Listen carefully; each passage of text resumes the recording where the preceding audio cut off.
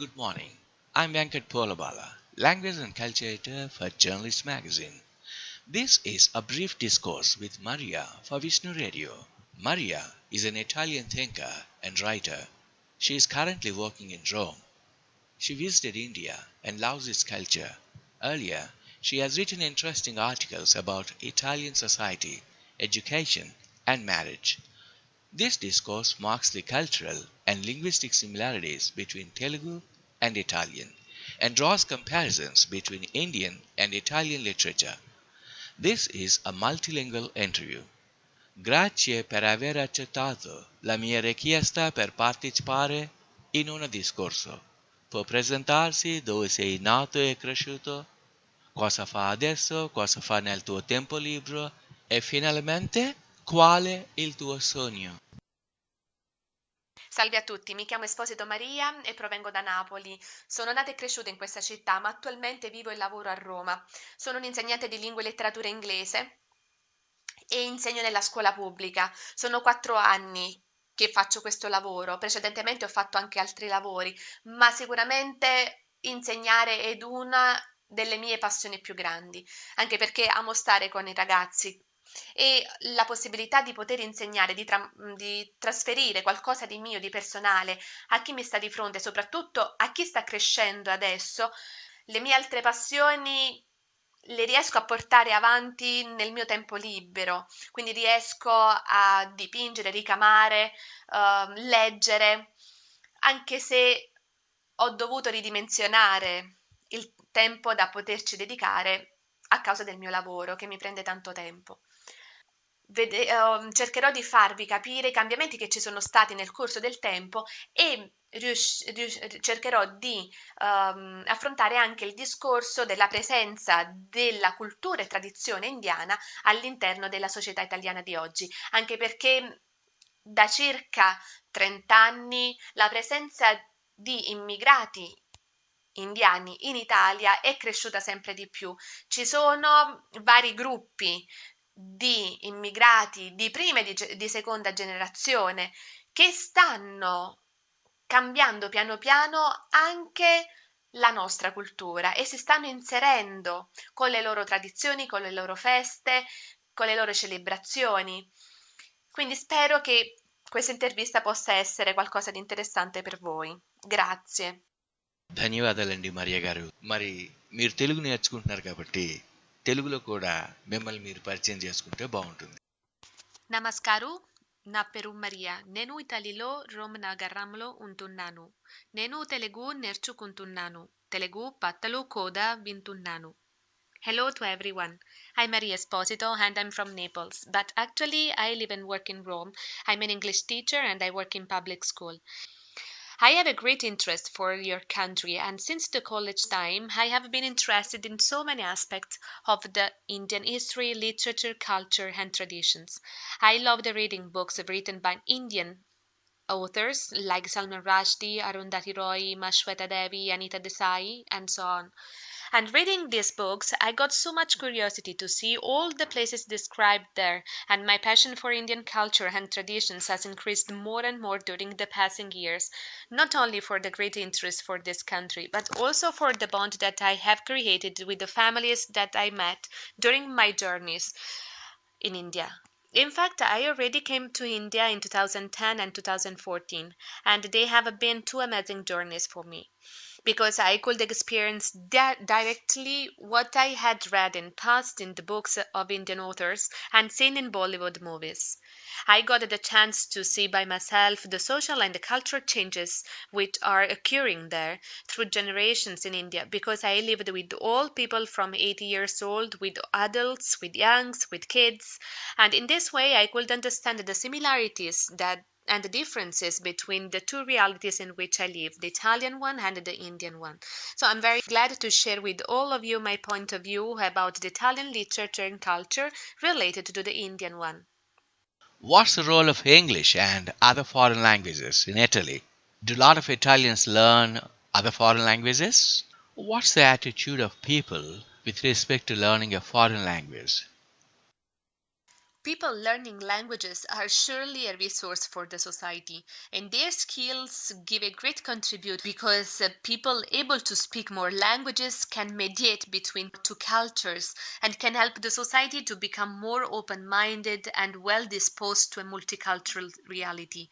But in Italy, even if we have a huge number of tourists from all over the world and they often use English as an international language to be understood, or we use English also for work, Italians are usually not able to speak English properly. In Italy, generally in school, you can study not only English but also French, Spanish, German, Russian, Chinese, and only who has the economical possibility can attend a private language course to improve their language.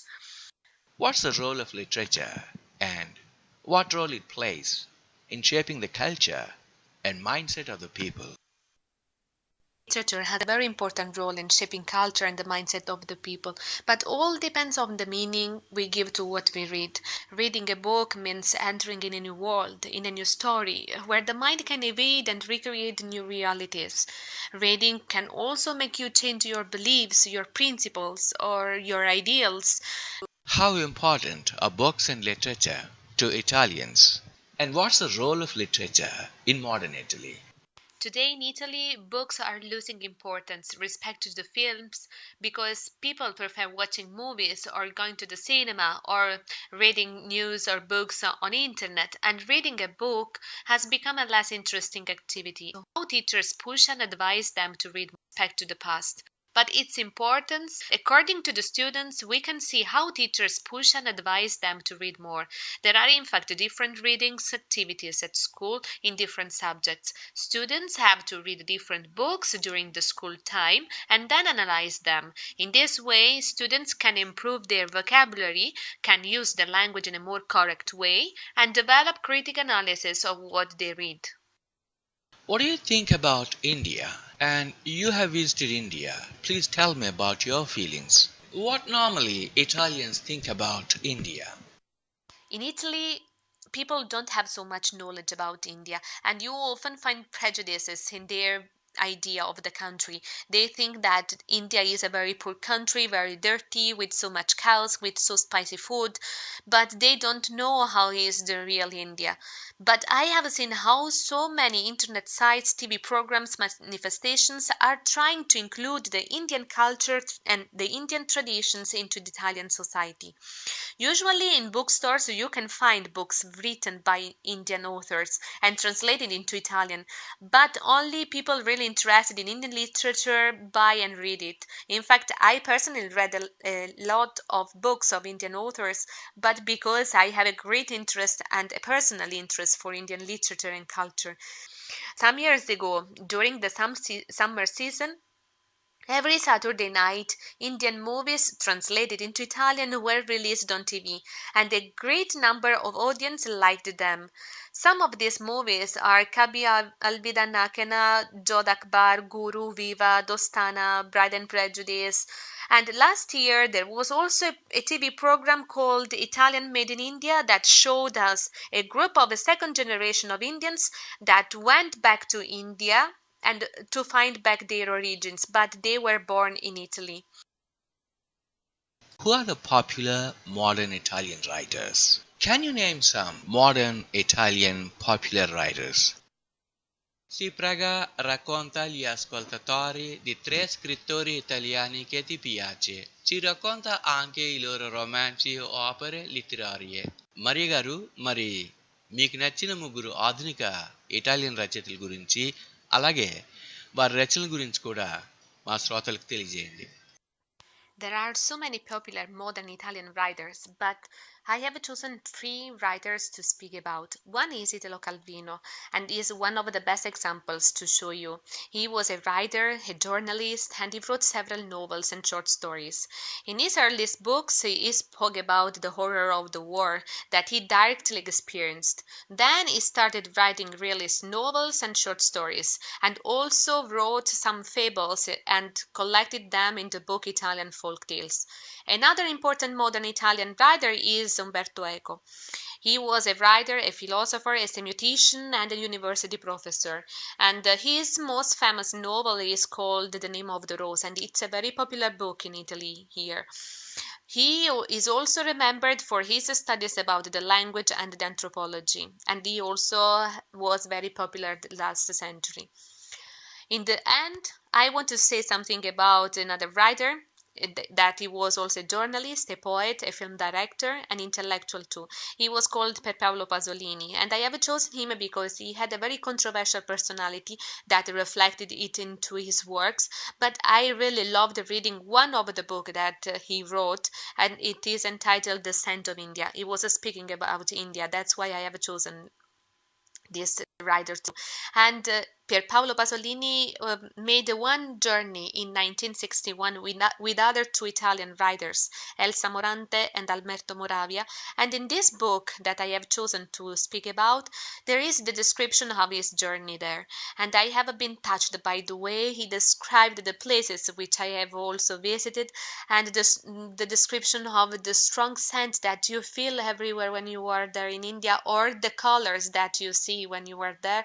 And I really liked it, and I really advise people to read it too.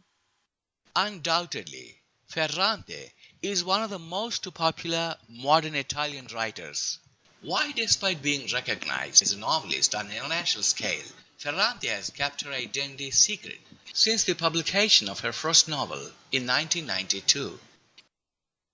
I don't know why Elena Ferrante is still keeping secret her identity, despite the great international success that she has been having since 1992, when she published her first novel, Troubling Love. She has chosen to stay anonymous, and only the publishers know who is in reality. She has made several interviews too, but only through mails.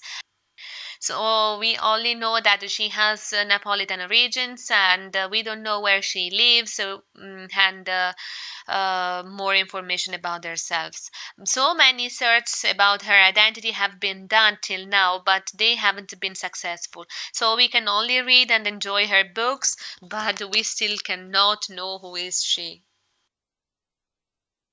Could you please tell the audience what are the recent successful books in Italy? Most of the recent successful books in Italy written by Italian writers in 2017 are La rete di protezione, written by Andrea Camilleri, which is a thriller and a mystery story. Divorziare con stile, written by Diego De Silva, and it is a book that speaks about the divorce.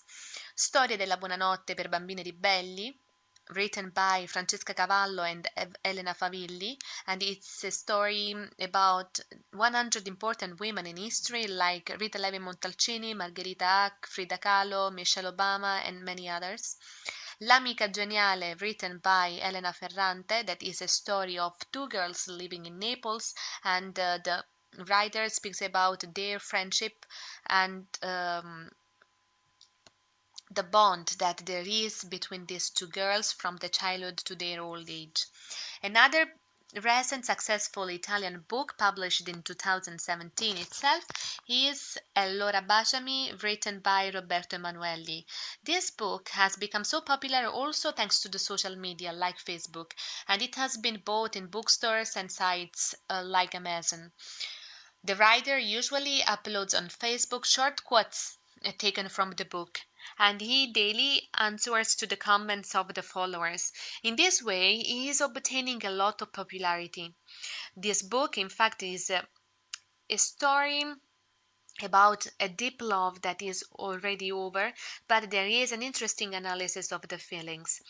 Other successful books that are worth to be read are entitled Troubling Love, written by Elena Ferrante, The Solitude of the Prime Numbers, written by Paolo Giordano, One More Day, written Fabio Volo, that they have already been translated into English.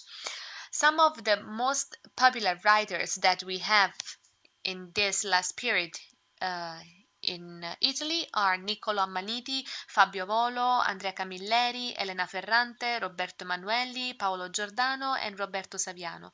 But there are also many other books translated from English into Italian written by American writers. మీరు తెలుగు సంగీతం వింటూ ఉంటారా? మీ అనుభవాలేంటో తెలుగు సంగీతం గురించి మీరేంటనుకుంటున్నారో తెలియజేయండి. Ascolti le canzoni di Telugu? Come ti senti? Ti piace canzoni di Telugu? For me, it's not easy to understand the meaning of the lyrics of the songs because I only have a very little knowledge of Telugu or Hindi or Malayali language. But despite of that, I love listening to Hindi, Malayali, and Telugu songs because it's relaxing for me and sometimes it brings me a sort of nostalgic feeling. I really like the rhythm, the sounds of the instruments that are played during the execution of the songs. And when I find the translations of the lyrics too, I get even more involved in the songs I listen to. I thank Sir Venkat Pulabala that provide me to translate for me an old and beautiful Telugu song entitled Anuvu Anuvuna. I don't know if I'm pronouncing it well. And in this way, I appreciated not only the tune, the rhythm of the song, but also the meaning of the lyrics. And that is the end of multilingual interview with Maria.